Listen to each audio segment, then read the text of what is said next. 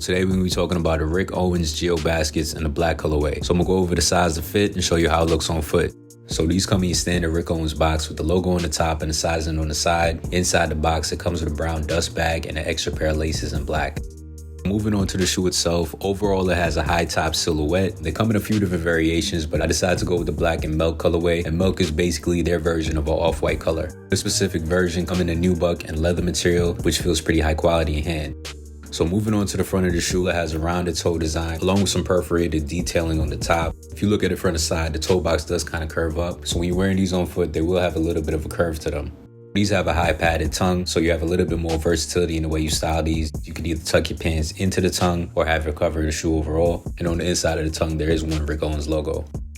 Moving on to the laces, these come with your signature Rick Owens laces in that off-white color. The laces are a bit more elongated, so you have the option to tie it around the shoe, or you could tie it in the front like you normally would. Moving on to the sides of the shoe, on the inner side, there's one zip. On the inside of that zip, it has your sizing.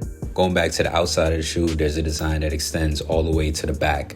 So the back of the shoe does come in that leather material. It's a little bit more padded by the opening, and it comes in that off-white milk color.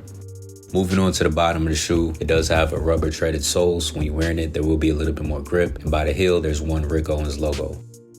Overall, these are pretty comfortable. In terms of sizing, I read that these ran big in the past collections. So to be safe, I picked these up in a half size down. I'm a 9.5. I picked this up in a 42, which is a US 9. In terms of length, they do fit perfectly, but on the sides, they are a little bit more snug. But I do have wide feet, so I think the more I wear them, the more they'll break in over time. So if you can pick these up, you could either go true to size if you want a little bit more room, or half size down.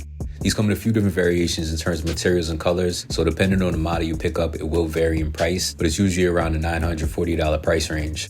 But that's pretty much it for the shoe. Let me know what y'all think in the comments, like, subscribe, and I'll see y'all in the next one.